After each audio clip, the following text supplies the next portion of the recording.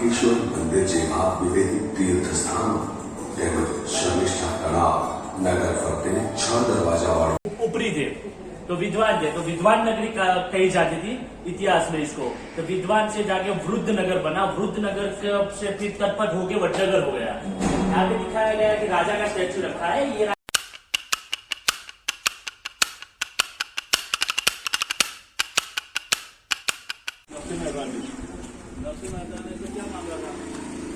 ये ताना रीरी की समाधि है। ताना रीरी की समाधि, 2 बहनें थी और अभी हम हैं ताना रीरी की समाधि जो कि वडनगर में ही है। इसकी भी एक अलग कहानी है। ताना रीरी की समाधि है जहाँ पे यहाँ पे जीवित समाधि ली थी ताना रीरी ने। 2 बहनें थी, एक वहाँ पे है और एक इधर है। ताना ये लिखा हुआ है दोस्तों यहाँ पे, ताना और वो उधर रीरी, 2 बहनों की है ये कहानी। और ये सब अभी यहाँ की ये जो फैसिलिटी है, मंदिर वंदिर, ये सब मोदी जी ने बनवाया है। ये ताना रीरी, ये रीरी का ये अंदर समाधि का पूरा बनाया हुआ है मंदिर। और यहाँ पे जीवित समाधि ली थी। और बाकी की कहानी यहाँ पे हमारे भाई साहब एक पूछेंगे, उनसे वो बताएंगे, तो आप सुनना। ये पूरा गार्डन मोदी जी के द्वारा बनाया गया है। कोई भी ऋतु हो, ये जब राग में गाती थी तो उसको बारिश को आना पड़ता था। इसके पास यही कला थी। ये बादशाह इसको लेने के लिए इधर आया था, अकबर बादशाह वडनगर में। हाँ, ऐसा इतिहास बोलता है।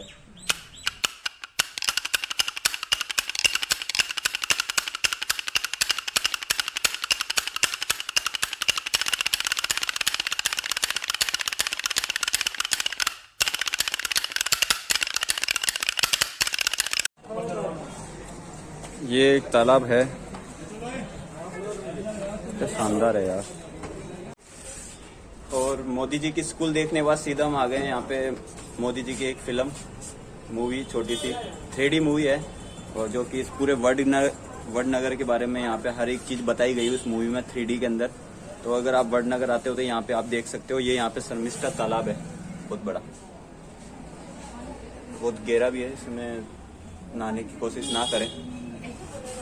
शर्मिष्ठा तालाब पीछे की साइड बहुत देखो पूरा बड़ा है।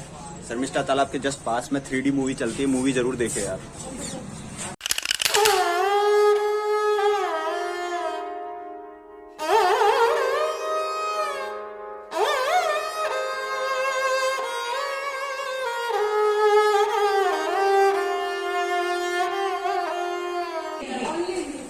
मूवी स्टार्ट होने वाली है और मूवी को मैं रिकॉर्ड नहीं कर सकता, बस इतना ही तक रिकॉर्ड करूंगा।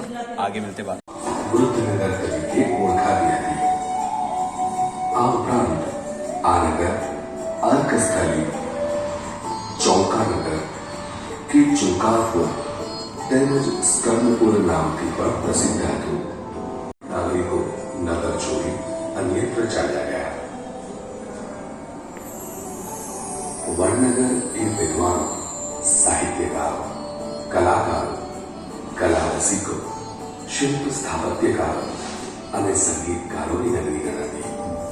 સ્વયંભૂ હાટકેશ્વર મંદિર જેવા વિવિધ તીર્થસ્થાનો તેમજ શર્મિષ્ઠા તળાવ નગર ફરતે 6 દરવાજાવાળો। और यहाँ पे दिखाया गया है कि वडनगर पर एक पौराणिक नगरी है जो पुरातत्व वाला जो काम करते हैं ना, यहाँ पे जो खोद काम करते हैं, तो खोद काम में से ऐसी डिजाइन निकली हुई है।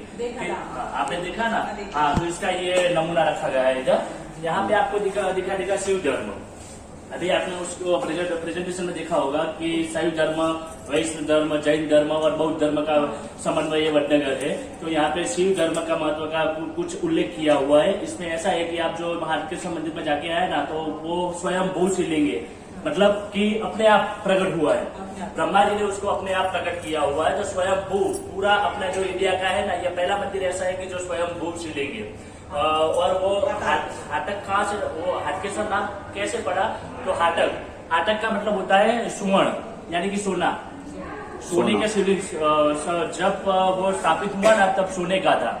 धीरे धीरे जैसे जैसे चार्ज होता गया तो वो पत्थर का हाँ अभी जो स्वयं भू है, इसके लिए लेख लिखा हुआ है। ये ब्राह्मण दिखाए गए कि ये शिव भगवान ब्राह्मणों के इष्ट देवता थे।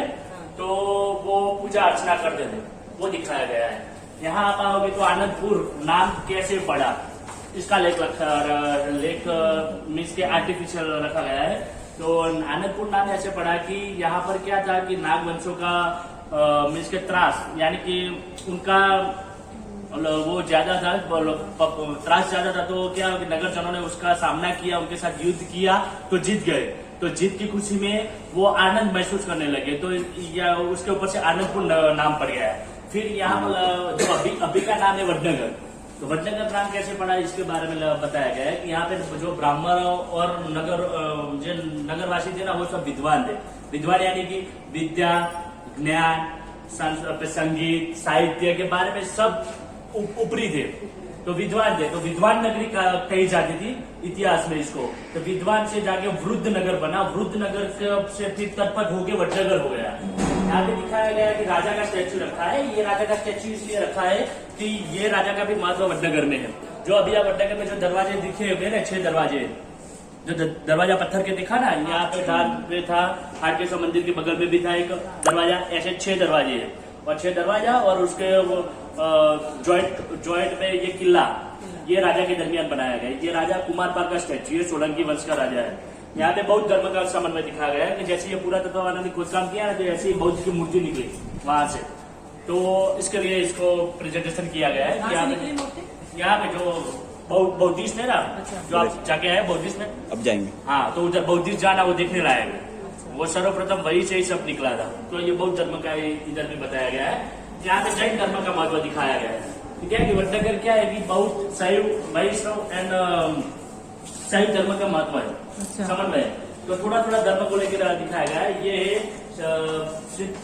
हेमचंद्राचार्य गुरु है, जो पाटन यूनिवर्सिटी का नाम सुना होगा ना आपने। पाटन में यूनिवर्सिटी है, नॉर्थ गुजरात हेमचंद्राचार्य यूनिवर्सिटी। ये गुरु के नाम पे रखा गया है। ये गुरु का सोलंकी शासनकाल था ना, सोलंकी राजाओं का, तो उनके दरबार में ये राजगुरु है। तो उस टाइम इन्होंने क्या किया कि इनका महत्व ये है कि इन्होंने उस टाइम पे क्या कि गुजराती भाषा में, जो जैसे अलग अलग भाषा होती है ना, तो गुजराती शब्दकोश में प्रथम ग्रंथ लिखा, जिसका नाम था सिद्ध हेम शब्दानुशासन।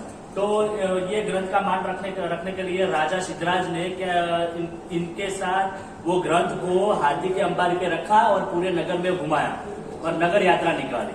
तो इनका महत्व भी अपना जो गुजरात का जो विकास है ना, उसके अंदर भी इनका बहुत महत्व है। इसकी वजह से इनको भी रखा गया है यहाँ पे। और ये अपना यहाँ पे जो फिर क्या है कि ये गुजरात के अंदर अलग अलग आक्रमण हुए, तो दिल्ली सल्तनत का भी आक्रमण बार हुआ। ये इसके बारे में दिखाया गया है कि पहले क्या है कि अपनी राजधानी पाटन में थी। जो सोलंकी राजा का भी स्टैच्यू रखा ना, तो उस टाइम उसकी राजधानी पाटन में थी। तो और उसके बाद जो दिल्ली का सल्तनत का आक्रमण हुआ ना, तो दिल्ली का राजा आया, तो उसने क्या किया, पाटन से राजधानी सीधी अहमदाबाद, उस टाइम उसका अहमदाबाद नाम नहीं था, कर्णावती नाम था, तो शिफ्ट कर दिया। फिर क्या कि वो अहमद शाह नाम का राजा आया, तो उसने वो कर्णावती नगर का नाम बदल के अहमदाबाद रखा, उसके नाम पे। अहमद शाह राजा है ना, उसके नाम पे अहमदाबाद रखा। तो फिर क्या हो गया, धीरे धीरे वो तत्पट हो गया, आज का अहमदाबाद हो गया। तो ये दिल्ली सल्तनत ने बार आक्रमण किया, तो इसके बारे में दिखाया गया है कि वडनगर क्या है कि उस टाइम उन्होंने लूट लिया पूरा। और यहाँ पे ये तानारीरी दिखाया गया है। तानारीरी का दोनों का स्टैच्यू है। तानारीरी कौन थी, तो नरसिंह मेहता को तो जानते हो गए आप लोग, नरसिंह मेहता। तो उनकी दिक्री थी कुंवरबाई की दिक्री शर्मिष्ठा। ये जो शर्मिष्ठा नाम की दिक्री थी उसके नाम पे। और शर्मिष्ठा की ये 2 दिक्री है, ताना और रेरी, जो गाने के संगीत में माहिर। नरसिंह मेहता भी संगीत के भजन गाते थे। तो अभी हम बाग में देख के आए उनकी समाधि देखा ना, वो उसके बारे में इधर ये स्टोरी रखा गया है। इनका भी महत्व है। वो वडनगर में ही थे यहाँ पे। अच्छा, शर्मिष्ठा का नाम पे शर्मिष्ठा तालाब रखा, और इनकी डिग्री तानारी, वो जो संगीत जो मल्हार राग गाते थे, मल्हार राग, मेघ मल्हार राग, उससे क्या होता है कि बारिश होती है। तो ये उनमें माहिर थी संगीत में।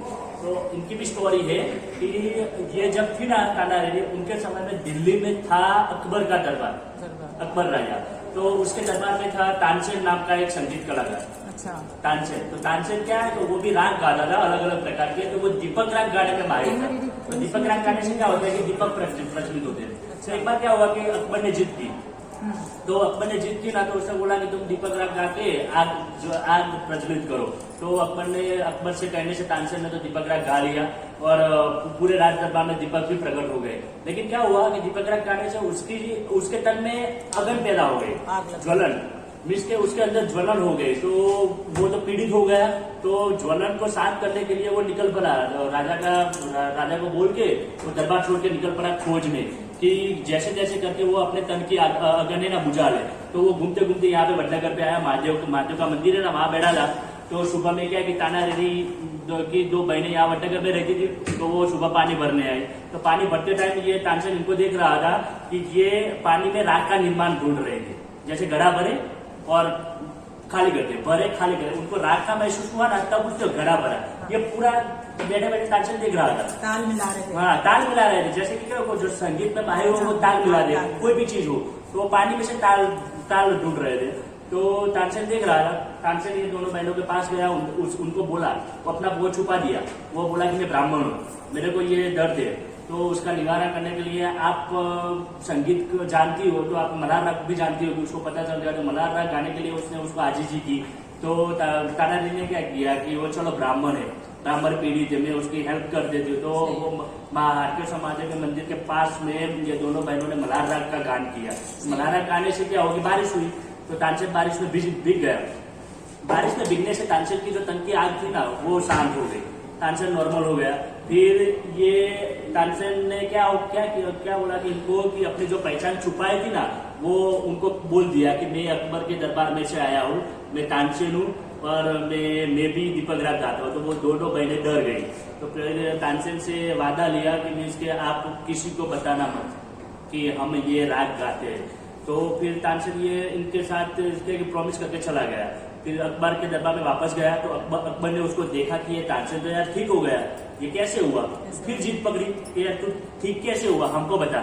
तो तानसेन ने मना किया कि नहीं, मैं नहीं बताऊंगा। फिर भी वो अकबर तो जिद्दी था, बार बार पूछने के कारण वो तानसेन को बताना पड़ा कि ये ताना और रीनी नाम की दो बहनें हैं, वडनगर में रहती है और ये मल्हार राग गाती है। तो अकबर ने फिर से जीत पकड़ ली कि ऐसे रत्न हमारे दरबार में होने चाहिए।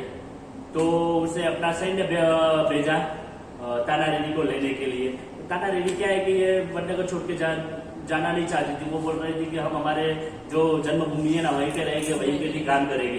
तो उनके जीत क्या कि सैन्य आया तो मना कर रहे थे, तो उनको उठा के बलजबरी पूर्वक ले जाने लगे। तो यहाँ का तानाजी गार्डन पे गए ना, वहाँ महाबलेश्वर का मंदिर है, उससे आगे दोनों बहनों ने अपनी विनती में से जाहिर की कि अपने आप को देह त्याग कर दिया और वहाँ पे उनकी समाधि अभी गार्डन बनाया गया है बड़ा वाला। आपने गार्डन देखा बताने। हाँ, इनकी स्टोरी यहाँ पे क्या कि वडनगर के साथ वडनगर की भूमि के साथ कनेक्टेड है। तो इनका महत्व दिखाने के लिए हमने भी इनको भी रखा हुआ है, ताकि क्या है कि लोग जान सके नहीं, बहुत बढ़िया कि ये वडनगर में से ऐसे भी पवित्र लोग रह चुके हैं। हाँ, बढ़िया। तो आपको अभी यहाँ पे बैठे बैठे ये पूरा वडनगर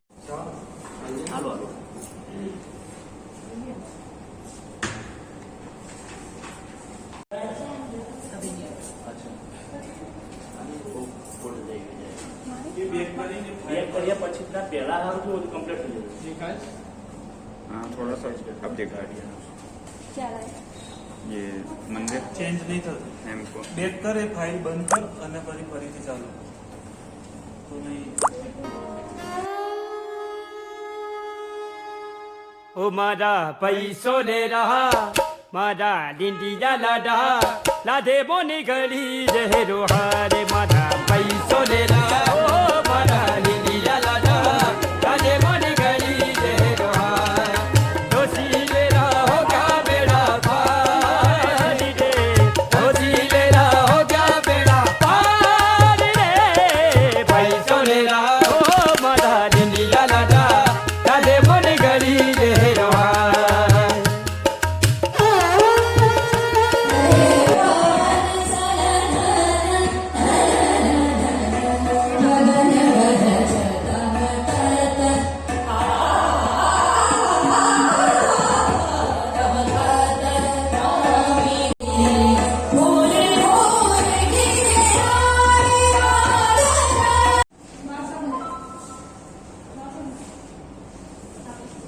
थ्री मूवी स्टार्ट होने वाली है इधर, बढ़िया मजा आएगा। જીવંત નગર વડનગર એ ગુજરાતના મહેસાણા જિલ્લામાં આવેલું છે.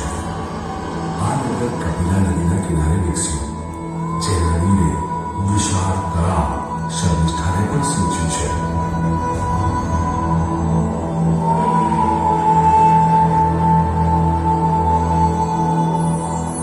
પુરાતત્વીય આધાર પ્રમાણે વડનગર 4000 વર્ષ પુરાણું છે. કદાચ તે સુધી અહીં જ ઉછર્યા હતા અને વડનગર રેલવે સ્ટેશને ચાલુ રેકડી ચલાવતા તેમના પિતાને મદદરૂપ થવામાં તેમણે પોતાનું બાળપણ વ્યતીત કર્યું હતું. એક સામાન્ય માણસથી દેશના વડાપ્રધાન સુધીની તેમની સફરના પ્રતીક સમાન આ ચાલની રેકડીની સુવ્યવસ્થિત જાળવણી અને રેલવે સ્ટેશનનું નવીનીકરણ આપણા માનનીય પ્રધાનમંત્રીના સન્માનમાં કરવામાં આવ્યું છે. संस्कृति समृद्ध वो उनकी याद में यहाँ पे उनको चाय बेचते हुए दिखाया गया है. वो उनका स्टेचू है जब वो छोटे थे तब. नरेंद्र मोदी जी का हाँ, नरेंद्र मोदी जी का. नरेंद्र मोदी जी खुद ऐसे आपने देखा होगा ना, वो उसके अंदर देखा ना रेलवे स्टेशन, अब देख क्या इसका है? थोड़ा सा ये स्टेचू रखा गया है. ये नरेंद्र मोदी जी यस, नरेंद्र भाई मोदी, छोटे छोटे छोटे वाले. वो जब चाय बेचते थे तब का. अपने प्रधानमंत्री जी यस.